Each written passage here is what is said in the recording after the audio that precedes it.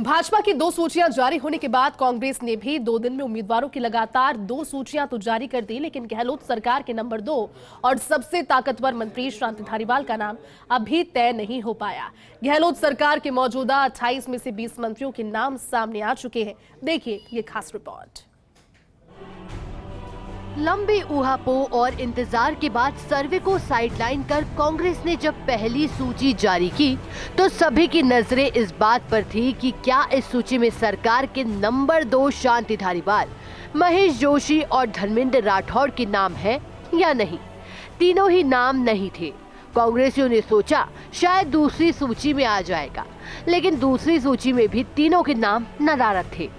अब सवाल खड़े होते जा रहे हैं, इनके नाम आएंगे भी या नहीं। वैसे हाईकमान को आंख दिखा चुके इन नेताओं को अब आला कमान इंतजार करा कर आंख दिखा रहा है। उम्मीद है कि अंतिम सूचियों तक इनके नाम ऐसे ही घसीटे जाएंगे। अगर आला कमान का पेच नहीं होता तो सीएम अशोक गहलोत के साथ ही इनके नाम पहली सूची में आ चुके होते। कोटा के विकास पुरुष कहे जाने वाले शांति धारीवाल गहलोत कैबिनेट में सीएम के बाद नंबर 2 के मंत्री माने जाते हैं।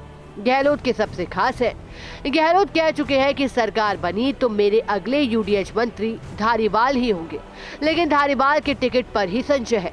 दूसरा नाम जलदाय मंत्री महेश जोशी का है। 25 सितंबर मामले में इनको भी नोटिस मिल चुका है। विधानसभा क्षेत्र के कई विवाद भी इनके साथ जुड़े हैं। सर्वे भी कमजोर ही बताया जा रहा है।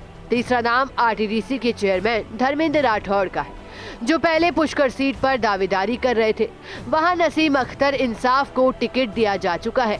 अब उनके पास एक ही सीट अजमेर उत्तर बची है। चर्चा है कि मुख्यमंत्री इन तीनों को टिकट दिलाना चाहते हैं, लेकिन आलाकमान है कि मानता ही नहीं। संदेश दिया जा रहा है कि सब कुछ मंजूर है, लेकिन ये 3 नहीं। कांग्रेस अभी तक पुराने चेहरे ही उतार रही है, फिर भी 8 मंत्री अभी तक सूची में जगह नहीं बना सके। शांति धारीवाल, महेश जोशी के अलावा प्रमुख नाम कृषि मंत्री लालचंद कटारिया का है। विधायक बनने के बाद जब लोकसभा चुनाव हुए थे तो कटारिया की झोटवाड़ा में कांग्रेस करीब 1 लाख वोट से पिछड़ गई थी। इसी डर से कटारिया अब चुनाव नहीं लड़ना चाहते। उनकी पसंद आमेर सीट है, लेकिन वहां पहले से ही स्थानीय दावेदार है। कामा से आने वाली मंत्री जाहिदा का टिकट भी विरोध के भंवर में फंसा हुआ है। एकमात्र मंत्री हैं जिनके खिलाफ सबसे ज्यादा प्रदर्शन हुए, कामा के बाद जयपुर से लेकर दिल्ली तक। हेमाराम चौधरी चुनाव लड़ने से फिर मना कर चुके हैं। ऐसे में पार्टी उनको मनाने की कोशिश में है। नहीं मानते हैं तो फिर विकल्प तलाशने में समय लगेगा। मोदी हवा में भी जीतने वाले रमेश मीना का नाम 2 सूचियों में नहीं आया है। मंत्री सुभाष गर्ग आरएलडी के कोटे से हैं। शायद उनका नाम तब आएगा जब औपचारिक रूप से गठबंधन का ऐलान हो जाएगा। सरकार के एक और मंत्री का नाम सबसे ज्यादा चर्चा में है, वो है पोखरण से आने वाले शाले मोहम्मद। पार्टी शाले मोहम्मद को टिकट देना चाहती है, लेकिन शाले मोहम्मद चाहते हैं कि पोखरण के साथ ही जैसलमेर सीट का फैसला होना चाहिए।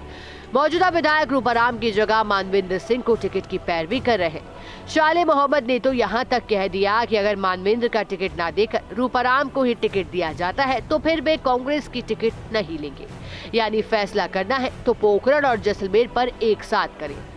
रूपाराम दलित समाज से आते, लेकिन जैसलमेर की सामान्य सीट से जीते हैं। उनके पास चौहटन की सुरक्षित सीट पर जाने का मौका है, लेकिन जैसलमेर से ही फिर लड़ना चाहते हैं। रूपाराम और शाले मोहम्मद का आसपास के क्षेत्रों में सीधा प्रभाव है, लेकिन आपस में 36 का आंकड़ा है। मुख्यमंत्री की हेलीकॉप्टर में बैठाकर सुलह कराने की कोशिश भी बेकार गई। आपसी विवाद के चलते पोखरण और जैसलमेर का फैसला नहीं हो पा रहा। मंत्री ही नहीं बल्कि कुछ दिग्गज नेताओं के टिकट भी अभी तक कांग्रेस तय नहीं कर पाई। सीकर से राजेंद्र पारेख और धोद से परसराम मोरदिया इंतजार ही कर रहे हैं। फर्स्ट इंडिया न्यूज के लिए जयपुर से नरेश शर्मा की रिपोर्ट।